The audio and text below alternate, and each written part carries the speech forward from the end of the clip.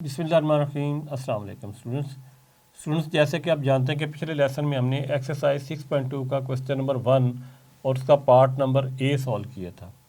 आज हम इसी क्वेश्चन का पार्ट नंबर बी सॉल्व करेंगे, लेकिन क्वेश्चन को पढ़ लेते हैं। For each of the following right angle triangles find the trigonometric ratios.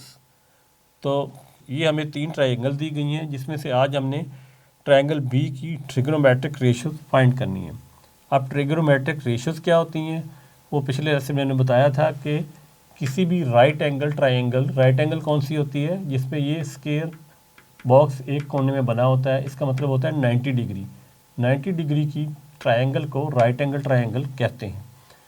तो ऐसी ट्राइंगल जिसमें एक एंगल 90 डिग्री का हो, उस 90 डिग्री के सामने वाले साइड को हाइपोटेन्यूज कहते हैं, थीटे वाली सामने वाली साइड को परपेंडिकुलर कहते हैं, और थीटे की साथ वाली नीचे वाली साइड को यूं बेस कहते हैं। अब दो जो साइडें होती हैं, ये साइड और ये साइड, या ये साइड और ये साइड, या ये दोनों साइड, इनकी जो आपस में रेशियो होती है, रेशियो मैंने बताया था ए रेशियो बी जिस तरह होता है, उसे ऐसे भी लिख सकते हैं ए और बी, तो इसका मतलब रेशियो ही होता है। तो इन साइडों को हम इसी तरह लिखेंगे ए और बी, यानी इस तरह की शेप में। तो इसके 6 फार्मूलाज से जो मैंने आपको बताया था याद करना ज़रूरी है। साइन किसके इक्वल होता है दोबारा बता देता हूँ, परपेंडिकुलर ओवर हाइपोटेन्यूज, यानी इस साइड को इस साइड से डिवाइड करना है। कॉस थीटा किसके इक्वल होता है, base over hypotenuse, base over hypotenuse.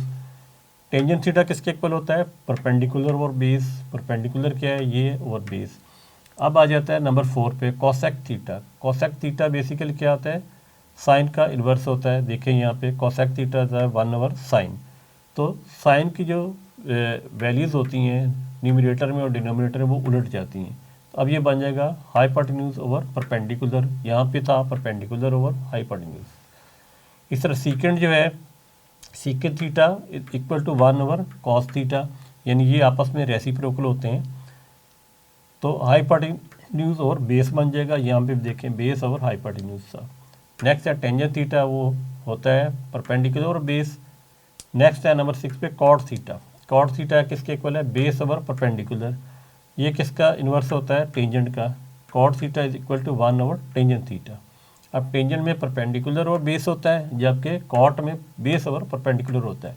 तो अगर आप ये 3 रेशियो याद रख लें और ये याद रखेंगे, साइन का लिंक होता है कोसेक के साथ, कॉस का लिंक होता है सीकेंड के साथ, और टेंजेंट का लिंक होता है कॉट के साथ।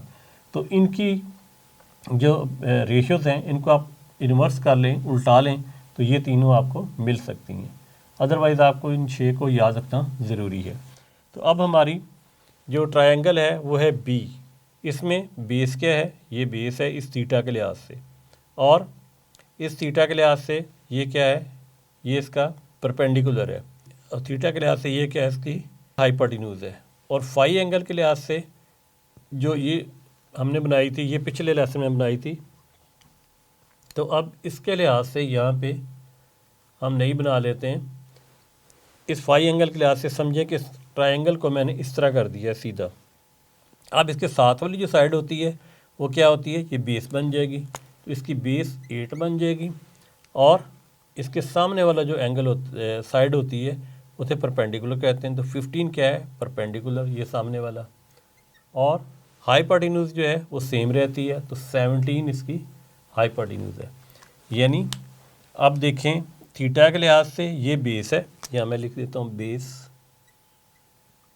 और थीटा एंगल के लिहाज से ये सामने है परपेंडिकुलर, तो यहाँ लिख देते हैं परपेंडिकुलर, और थीटा एंगल के लिहाज से ये क्या है, हाइपोटेन्यूज, ये वैसे सेम ही रहेगी।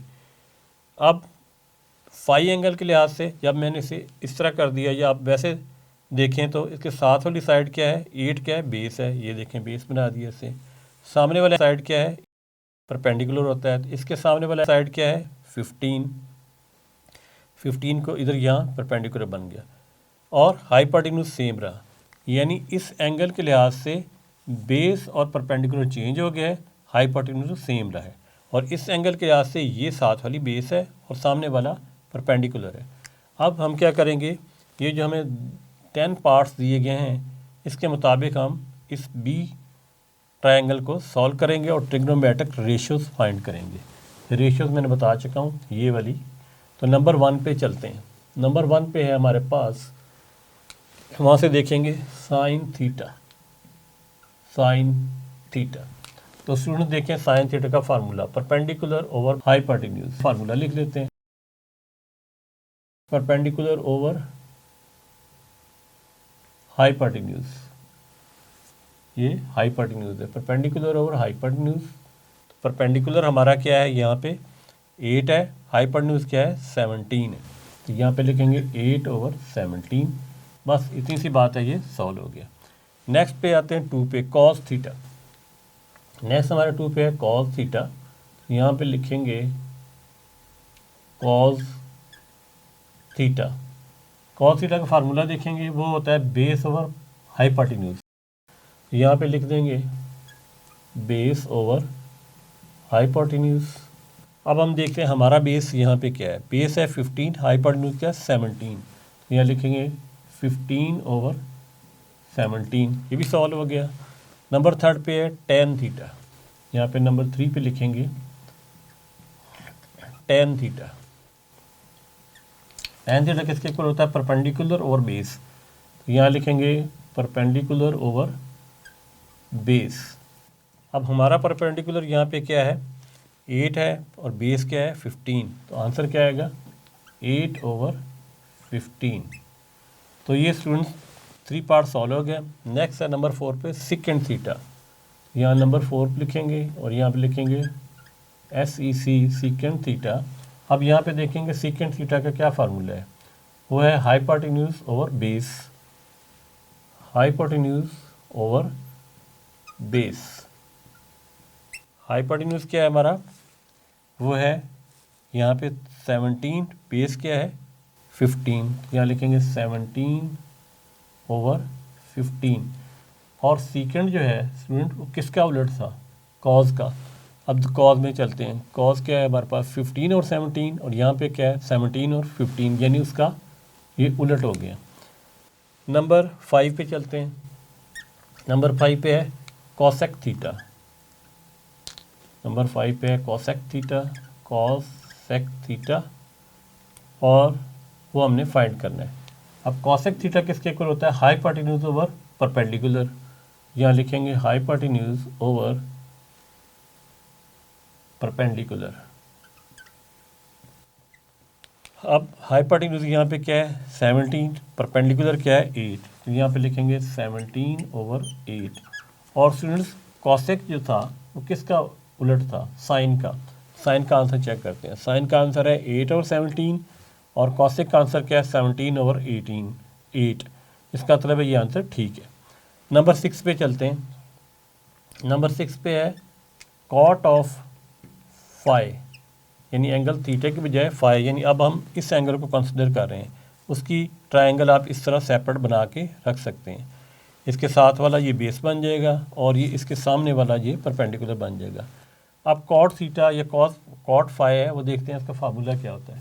वो होता है बेस ओवर परपेंडिकुलर, यहाँ पे लिखेंगे हम बेस ओवर परपेंडिकुलर।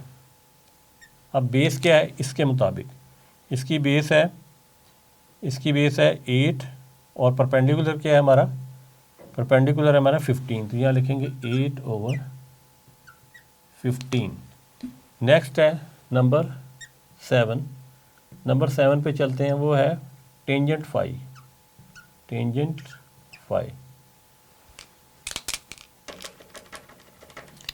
तो टेंजेंट फाई, टेंजेंट का फार्मूला देखते हैं, परपेंडिकुलर ओवर बेस, यहाँ लिखेंगे परपेंडिकुलर ओवर बेस। तो इसका परपेंडिकुलर क्या है स्टूडेंट्स, इसका है 15, बेस क्या है 8, तो यहाँ पे लिख देंगे 15/8। वैसे भी आप जानते हैं जो कॉट है वो इन्वर्स होता है टेंजेंट का, या टेंजेंट इन्वर्स होता है कॉट का। तो देखें 8 और 15 है, आंसर इसका क्या है 15/8। नंबर 8 पे चलते हैं, कोसेक फाई, यहाँ पे लिखेंगे cosec phi, cosec phi is equal to, अब कोसेक का फार्मूला क्या होता है, कोसेक का फार्मूला होता है ये हाइपोटेन्यूज ओवर परपेंडिकुलर, यहाँ लिखेंगे हाइपोटेन्यूज ओवर परपेंडिकुलर। अब इसके मुताबिक हाइपोटेन्यूज क्या है 17 है, परपेंडिकुलर क्या है 15 है। यहाँ लिखेंगे 17/15। नेक्स्ट है नंबर 9। नंबर 9 पे है हमारे पास secant phi, SEC secant phi, और वो किसके इक्वल होगा, सीकेंड का फार्मूला देखें, हाइपोटेन्यूज ओवर बेस। या लिखेंगे हाइपोटेन्यूज ओवर बेस होता है सीकेंट, और यहाँ पे हाइपोटेन्यूज क्या है 17, बेस क्या है 8, तो यहाँ लिखेंगे 17/8। नेक्स्ट है नंबर 10 पे स्टूडेंट लास्ट, वो क्या है कॉस फाई, तो यहाँ लिखेंगे कॉस फाई। अब कॉस का फार्मूला क्या होता है वो देखें, बेस ओवर हाइपोटेन्यूज, तो यहाँ पे लिखेंगे बेस ओवर हाइपोटेन्यूज। तो यहाँ पे बेस क्या है स्टूडेंट्स, बेस है यहाँ पे 8 और हाइपोटेन्यूज क्या है 17, तो यहाँ लिखेंगे 8/17। तो ये स्टूडेंट्स इसका जो बी पार्ट था इस ट्रायंगल वाला, ये भी हमने सॉल्व कर लिया है। नेक्स्ट लेसन में हम इंशाल्लाह ये ट्रायंगल जिसका सी पार्ट है ये सॉल्व करेंगे। तब तक के लिए अल्लाह हाफ़िज़।